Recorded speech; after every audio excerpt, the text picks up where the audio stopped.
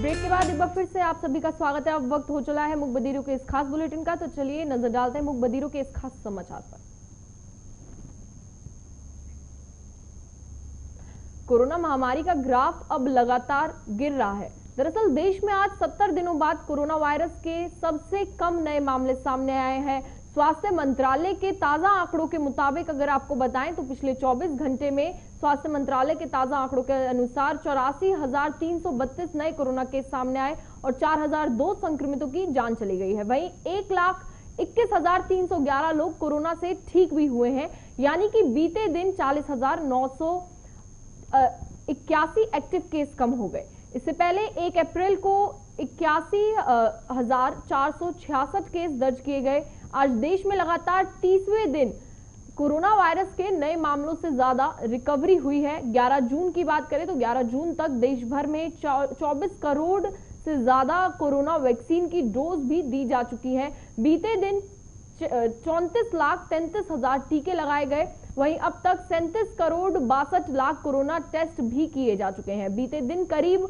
20 lakh corona sample test किए गए, जिसका पॉजिटिविटी रेट अगर आपको बताएं तो 4% से ज्यादा है। देश में कोरोना से मृत्यु दर का जिक्र करें तो मृत्यु दर 1.24% है, जबकि रिकवरी रेट 95% है, जो ज्यादा हो गया है। एक्टिव केस घटकर 4% से कम हो गया है। कोरोना एक्टिव केस मामले में दुनिया में भारत का तीसरा स्थान है। कुल संक्रमितों की संख्या की अगर बात करें तो कुल संक्रमितों की संख्या के मामले में भी भारत का दूसरा स्थान है, जबकि दुनिया में अमेरिका, ब्राजील के बाद सबसे ज्यादा मौत भारत में ही हुई है।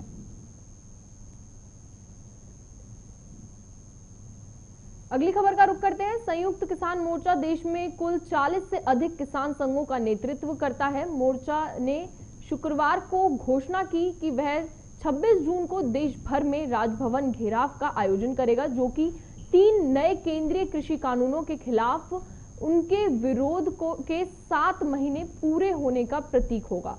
यानी किसान 26 जून के विरोध प्रदर्शन के दौरान संबंधित राज्यों में राज्यपालों के आधिकारिक आवासों के बाहर प्रदर्शन करेंगे और काले झंडे दिखाएंगे। पहले भी काले झंडों को लेकर प्रदर्शन किया गया। मोर्चा प्रत्येक राज्य के राज्यपाल के माध्यम से राष्ट्रपति रामनाथ कोविंद को ज्ञापन भी भेजा गया है। एसकेएम के किसान नेता इंद्रजीत सिंह ने कहा कि इस दिन को खेती बचाओ लोकतंत्र बचाओ दिवस के रूप में मनाया जाएगा। सिंह ने कहा कि हम राजभवन में काले झंडे दिखाएंगे, प्रत्येक राज्य के राज्यपाल के माध्यम से राष्ट्रपति को एक ज्ञापन देकर विरोध करेंगे, जो कि राष्ट्रपति के प्रतिनिधि है। यह दरअसल 26 जून वह दिन है जो 1975 के आपातकाल घोषित किया गया था और हमारे विरोध के 7 महीने भी पूरे हो रहे हैं। तानाशाही के इस माहौल में खेती के साथ साथ लोगों के लोकतांत्रिक अधिकारों पर भी हमला किया गया है। यह एक अघोषित आपातकाल है, ये भी उन्होंने कहा है। अब बारिश का जिक्र करेंगे। मुंबई में दक्षिण पश्चिमी मानसून की दस्तक के बाद से ही लगातार बारिश का जो सिलसिला है वो जारी है। तेज बारिश के चलते अंधेरी सबवे में पानी भर गया। कुर्ला, सांतकुर्ज, अंधेरी सहित कई इलाकों में भारी बारिश के चलते जल भराव से स्थानीय लोगों को काफी ज्यादा परेशानियों का सामना करना पड़ रहा है, काफी ज्यादा परेशानियां उठानी पड़ रही हैं। मुंबई में हर साल ही मानसून की बारिश ऐसी मुसीबत बनाती है कि कुछ ही घंटे में चमक दमक वाला शहर अस्त व्यस्त हो जाता है। मुंबई में थोड़ी सी बारिश से ही सड़कों पर जल भराव होने के साथ घरों में भी पानी घुसने लगता है। हर मॉनसून में मुंबई वाले इसी मुसीबत से लड़ते हैं। आपको बता दें कि मुंबई में दक्षिण पश्चिम मॉनसून के बुधवार को दस्तक दी है, जिसके बाद से ही बारिश हो रही है और इस बीच मौसम विभाग ने 13 से 14 जून को भी भारी बारिश का अलर्ट जारी किया है। मुंबई और आसपास के इलाकों में मौसम विभाग ने अलर्ट जारी किया है। मौसम विभाग ने बहुत तेज बारिश का अलर्ट जारी किया है और ये भी बताया है मौसम विज्ञान विभाग ने महाराष्ट्र के और रायगढ़ जिले में 13 जून के लिए भारी बारिश का रेड अलर्ट जारी किया है। यानी आईएमडी ने कहा है कि मुंबई और पड़ोसी ठाणे के कुछ स्थानों में शनिवार को भारी बारिश हो सकती है।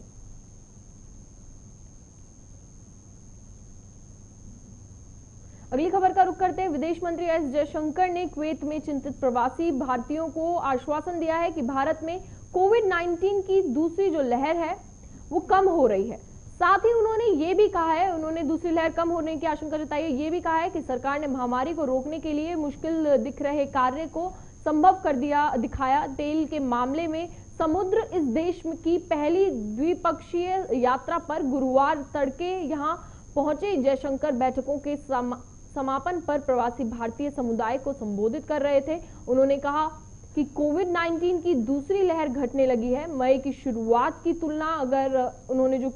शुरुआत की तुलना में अब नए मामलों की दैनिक संख्या कम हो रही है। संक्रमण दर में भी खासी कमी आई है और उन्होंने ये भी कहा है कि इसका एक बड़ा हिस्सा दूसरी लहर के दौरान सरकार के व्यापक प्रयासों से संभव हुआ है, यानी अभूतपूर्व स्थिति थी और उसके जवाब में लोगों ने मुश्किल कार्य को संभव करके दिखाया है।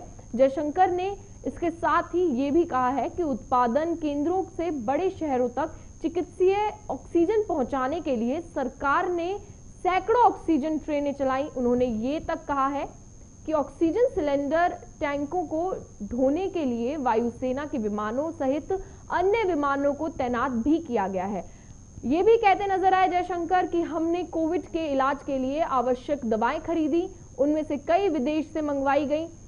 हमने यह भी सुनिश्चित किया कि दवाओं का घरेलू उत्पादन भी बढ़ाया जाए। तो आप देख सकते हैं किस तरीके से जयशंकर ने क्या क्या चीजें कही हैं।